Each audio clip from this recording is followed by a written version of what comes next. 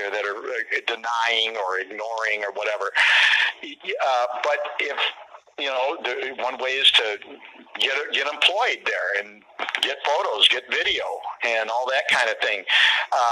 When we were out in North Carolina after Hurricane Florence with our hovercraft, we got on the rivers and we were filming the dead pigs floating in the river coming down from the factory farms.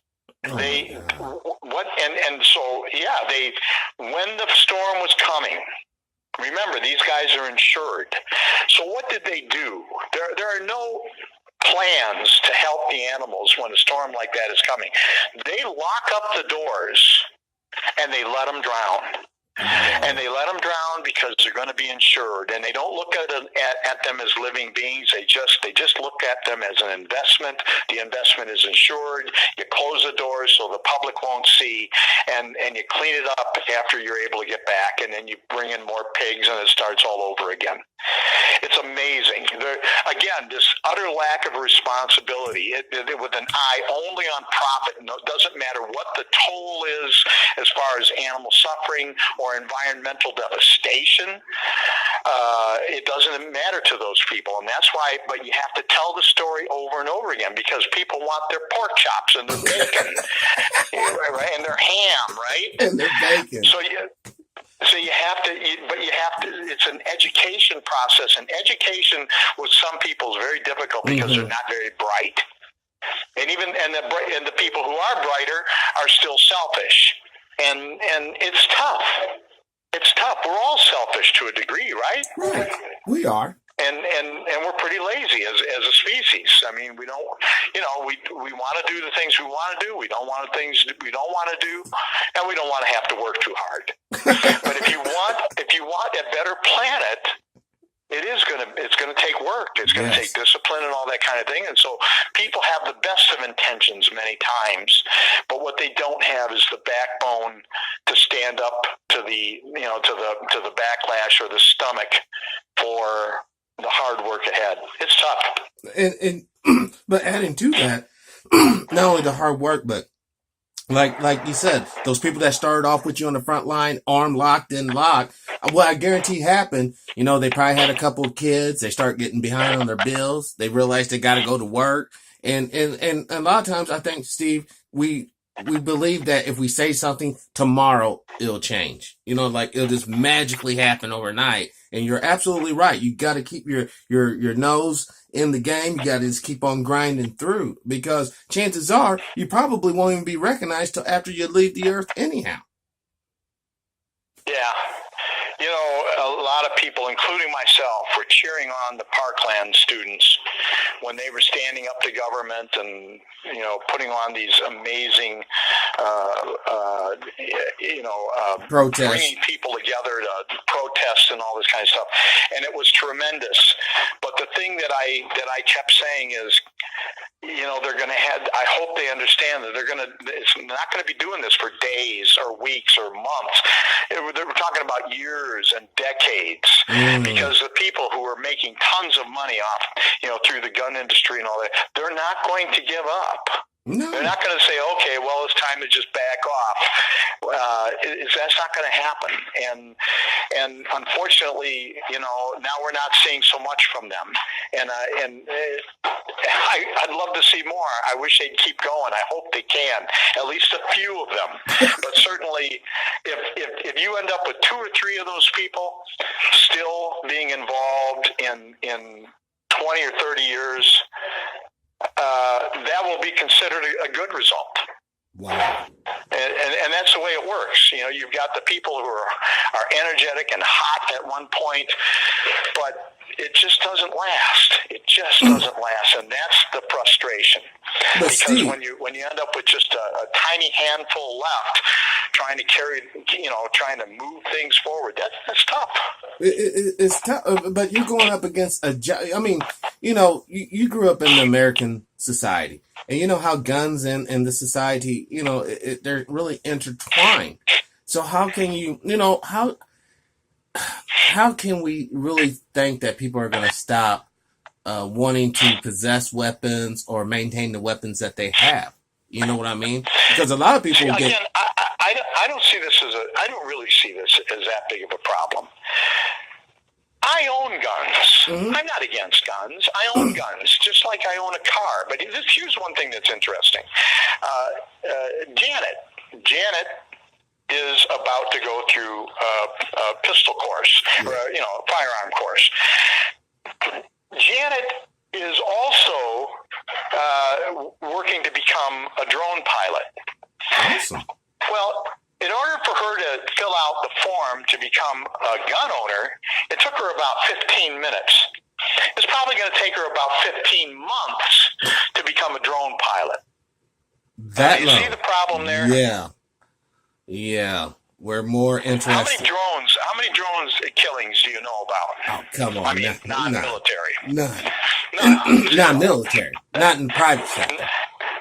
Not a single one. Yeah. And yet it'll take her maybe 15 months to become a drone pilot, 15 minutes to become a gun owner. Now, I own guns. I'm not opposed to guns. I'm not opposed to the Second Amendment.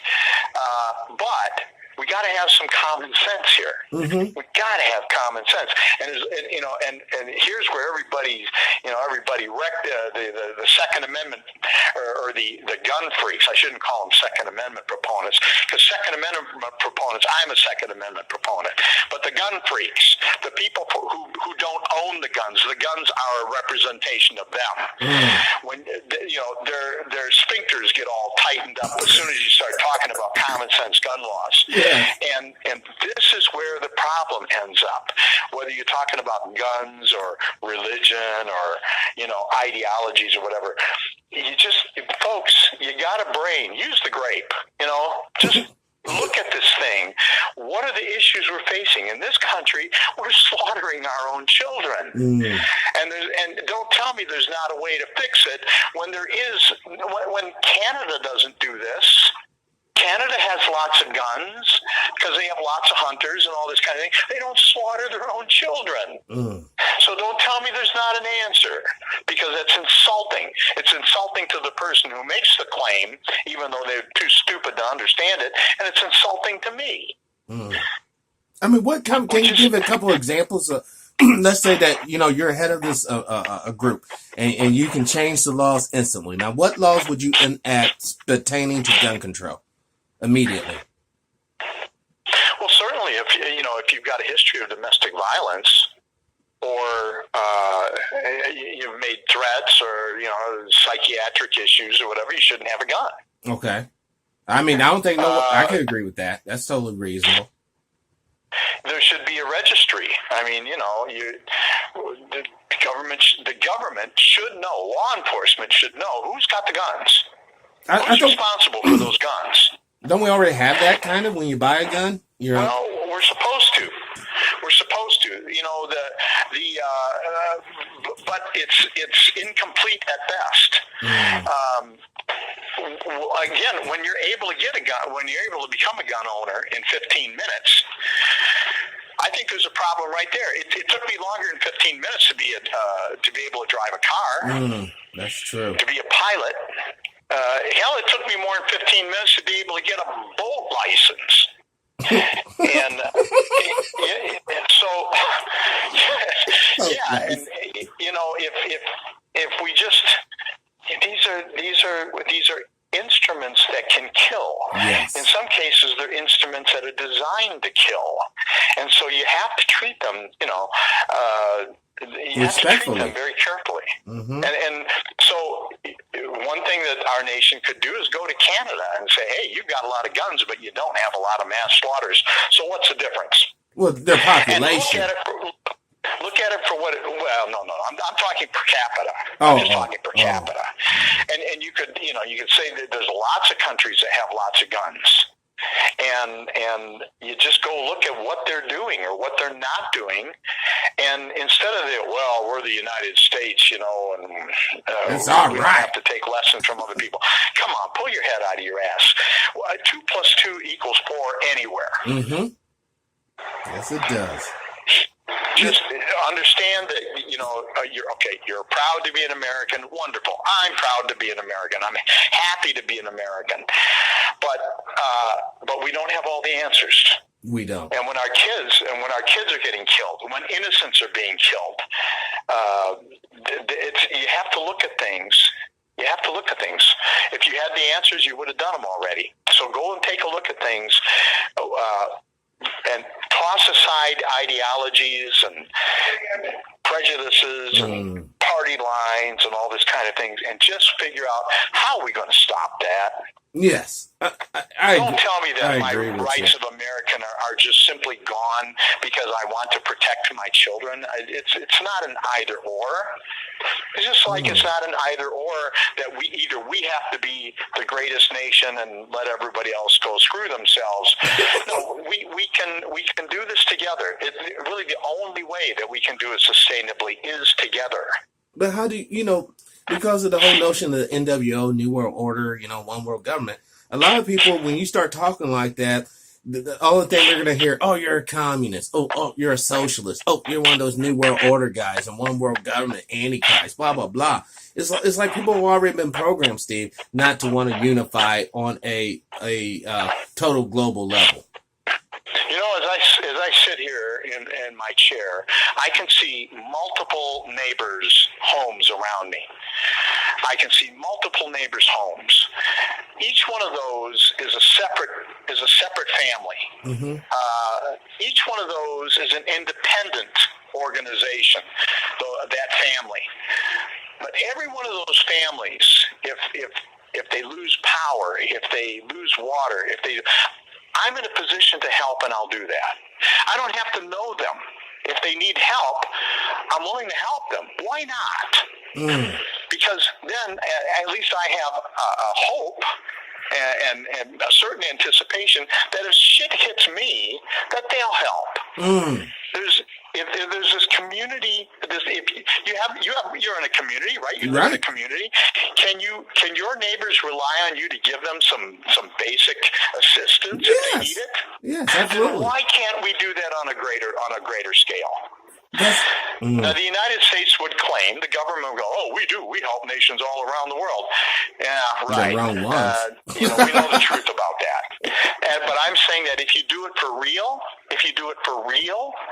when you have real friends, there's much less of a chance of war because you have real friends, real relationships. Yes. Because that's the whole thing. The fear of war, the fear of this war with China and Russia, the fear of all this, the nuclear terrorist attack, all this crap. And all it does... The guy across the street from me doesn't know that I'm not going to come and steal his car in the middle of the night or attack his wife or something like that. Well, then I don't know that he won't do it to me, and so on and so on. And you see where that goes. Mm-hmm. But if people if they believe that they can rely on us and we can rely on them and all that, it doesn't mean that we have to have dinner every night together. Right. It doesn't mean that we're part of the same family. It doesn't mean any of that. We're all different families. We may be different colors. We may be different sexual persuasion, different religions, all that stuff, different sides of the political aisle. But when the shit hits the fan, we're there for you, buddy. There you go. And he's there for us. That's what I'm talking about right there. And that's what we need more. We need more of that instead of this divisiveness. We need more of that. That's right. That's it. This is simple. It's the basic teachings of the Bible, of the Quran, of virtually every religious, every book, by philosophers or by religious leaders, whatever, they all preach the same thing. Mm-hmm. Why? Because it's common sense. And it's universal. You don't have to be a rocket scientist to figure this out. That's what it seems like, Steve, most of the solutions to many of our problems are so doggone simple. And that's why I hate, because it's like, no, this can't be this easy. It has to be a little more complex, but it's not. It really is just that simple. Well, it's a funny thing that's happening in animal protection right now is you got these organizations that are popping up and they say, we're going to help you figure out the best way to spend your money and all this kind of thing. This is one organization in particular that we're going after, exposing what bullshit they are.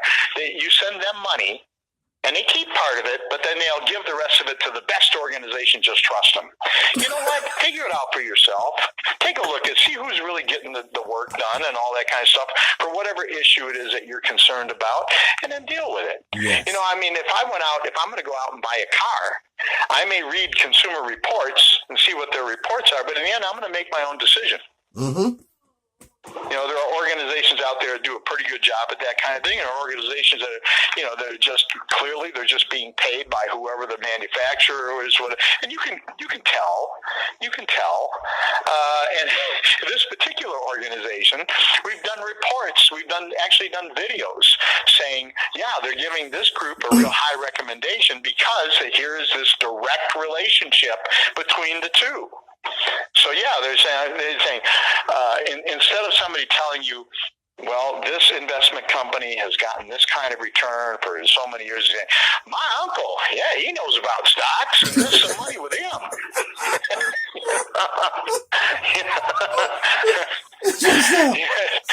People they're so funny sometimes. The answers are out there. The answers to life in many cases are pretty simple. They may not be the answers you want, but it's not a question. The question is not, is the answer you're getting the one you want? The question is the answer you're getting the truth? There you go. You know, and one thing I'm wondering, how come outfit like PetSmart isn't more like economically backing groups to actually do stuff to help animals? You know, PetSmart's a pretty big organization, isn't it? Well, you know, some of them, and I think PetSmart is one of them. They have helped in a number of ways. They help find homes for some animals. Mm-hmm.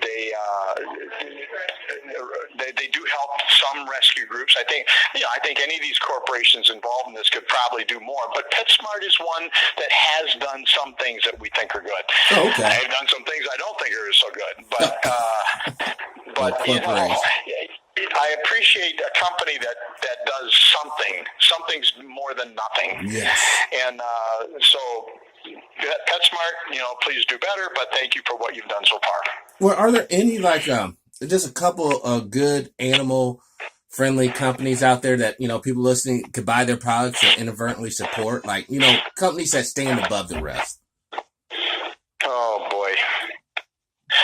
You know, again, this is good and bad. And like, for instance, I would give some credit to Trader Joe's and to Starbucks for when we really went to them and explained the deal with rodeo and that, they walked away from rodeo. That said, I suspect that there are plenty of people out there maybe concerned about the treatment of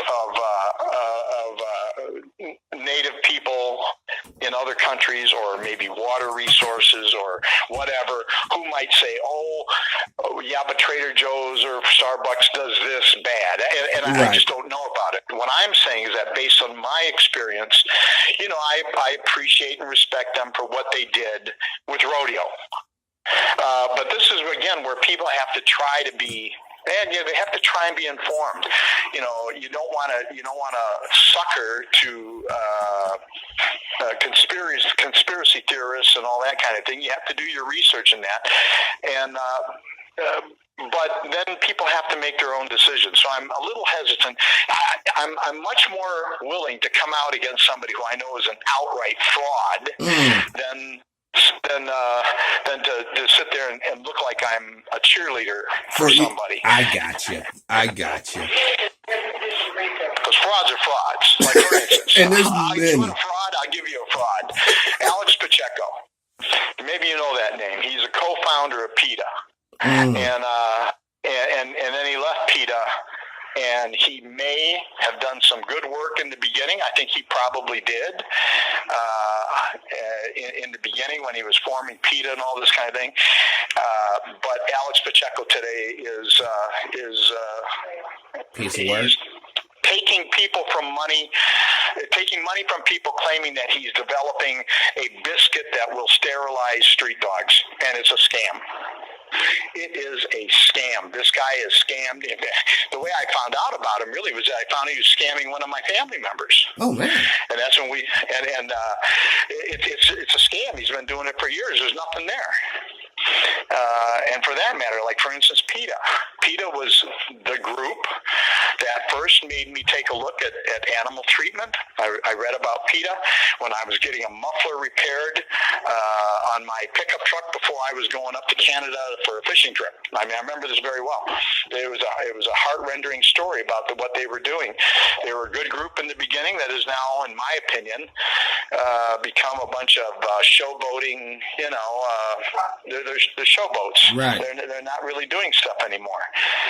They used to work on pigeon shoots. I worked with them. They worked with us on pigeon shoots. They don't do that anymore. They don't do a lot of things. They showboat. I mean, they do the photo things with the models, I think. Blood, fur, don't wear fur, your skin's better. So, but yeah, I see what you're saying. Now, Billboards don't help. Let me ask you this.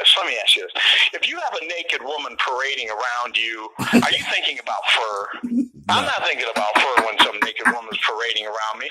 If Janet pulls her clothes off and goes, I want to talk to you about fur, I say, honey, not right now. You know it. That's the farthest thing.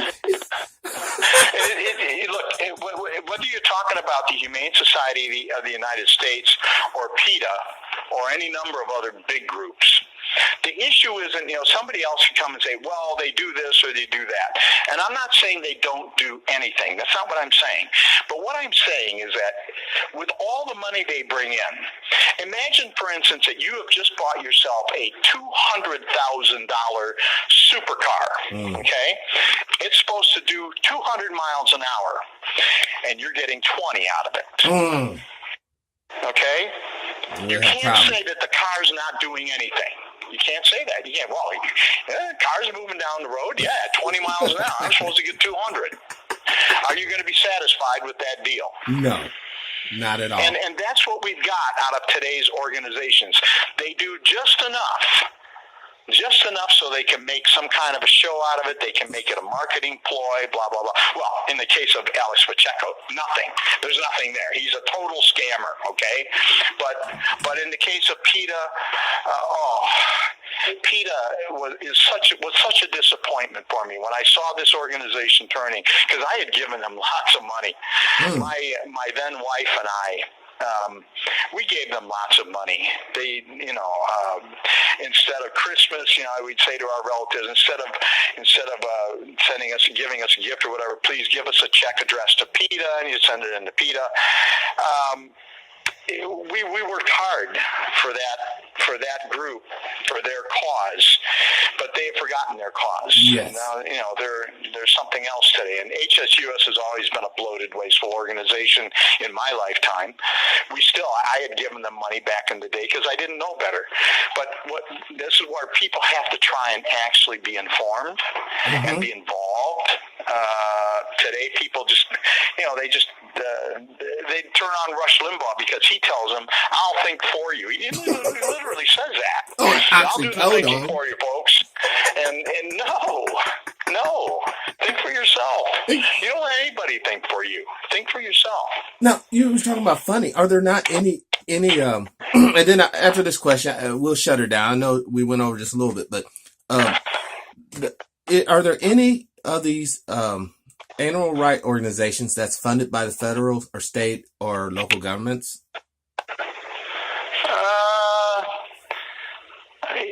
I think some of them can work with some. They can in a way they can get some funding from the government and that, but most of these organizations are working off of private donations or grants from foundations and that kind of thing. And there are some good groups out there. There's a fellow who's been doing this for years and years. His name is Chris DeRose. Great guy. He runs a great organization called Last Chance for Animals. They're based in California. There's a group called the Humane Farming Association. In my experience with them, we've done a number of things with them. They're a great organization. There's a lady in Maryland. Her name is Mary Finelli. She's got a group called Fish Feel, and she's working for better treatment for fish, because fish, of all the animals on the planet, the ones who get the most mistreatment our fish. We haul them out of the water and we let them die of, we let them drown in the air. And we do, fish, there's just almost nothing that we won't do to fish as human beings. And we pollute them and all this kind of stuff. So some of these people, and they're taking on what seem to be impossible causes, and yet when they make the world better. Here, if you make the world better for fish, being as the fish live in 2/3 of the planet's surface, they're making the world better for you. Right. It's all a huge circle. When humane farming makes things better for farm animals, considering how much farm animal waste hurts our environment and all this water usage and all that, they're making the world better for you. Yes. And last chance for animals or shark, when we get people to stop doing this, that, or the other thing, things that are cruel, the FBI and virtually any progressive, intelligent, science-based law enforcement organization knows that people who abuse animals are far more likely to abuse people. Yes. Domestic violence, child abuse, racism, homophobia, just go up and down the line. Have you ever talked to one of these pigeon shooters? If you ever got them to pull their cowardly little heads out of their little holes and got to talk to them, you would hear a litany of abuse against anybody who's not exactly like them. Yes. For that matter, and this is the truth. I'm not joking with you about this. They don't even like each other. I think deep down inside they don't like themselves. And they shouldn't. They're unlikable. They're sick, twisted, pathological freaks. But they got power. In fact, we actually made a video. We made a video about one guy, the guy who's the owner of that place down in South Carolina shooting those pigeons, where we got his Facebook page and we put it up, and it was loaded with all kinds of conspiracy theorists. Oh no! Parkland was a hoax. And, and all the shootings. The kids are child actors, and incredible stuff. They actually believe it. They want to believe it. They want to believe that they are somehow the only ones who know the truth, and that everybody else is, what it really is they want to believe that everybody else is sicker than they are. There it is. Oh, it's weird. That's weird. That's projecting. They have to project an image that's far more gruesome than what they are. I'm just shooting a pigeon. I'm not out here trying to turn everyone into wage slaves or into zombies or whatever. So that justifies that behavior. A fellow named Robert Ressler, he was one of the people who developed profiling for the FBI. He is one of the guys who also said, people who abuse animals, you got to watch out. Those are the people, especially as children, they'll be more likely to hurt people. Jeffrey Dahmer and many of the other serial killers, they practiced on animals first, and then they moved on. And this is how it works. And it doesn't come as that much of a surprise, does it? No. I mean, if you can kick the family dog first or kill the cat or whatever, and that it moves on to other things.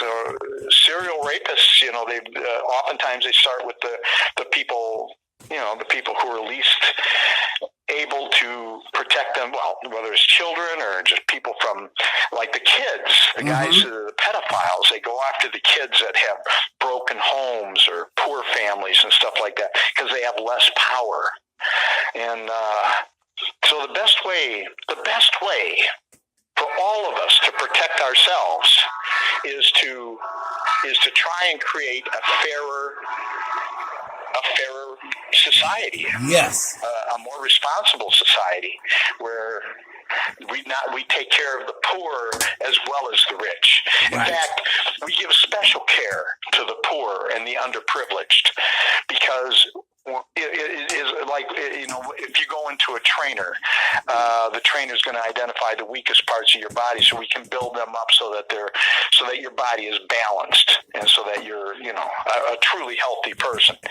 You don't just build up your arms and you have legs that are so weak you can hardly walk on them. Exactly. See that, and you do realize we have never had an empire, a kingdom, or a government that you're describing. We never had one in the history of the world.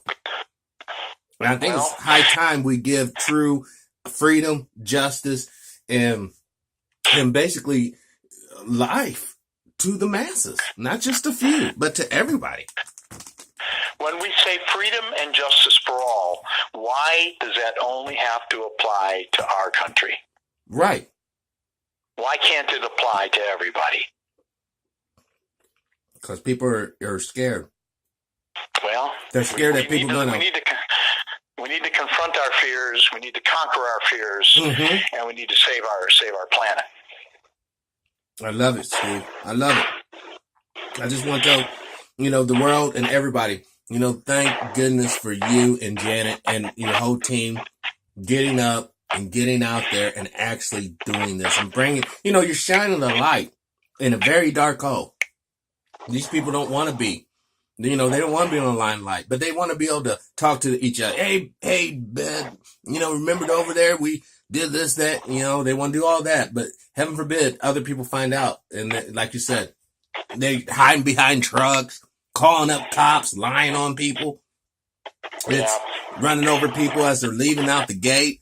Come on, if I was to do that, if I was to say I'm leaving Walmart parking lot, and there's a lady and her children, walking across the gangway there. And if I was to drive my vehicle up into that, I'd be arrested for attempted murder.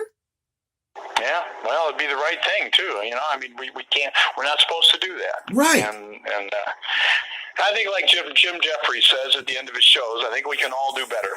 At this stage of the game, here's the good news. At this stage of the game, it wouldn't be hard to do better. We don't have to do much at this point to do better than what we're doing right now.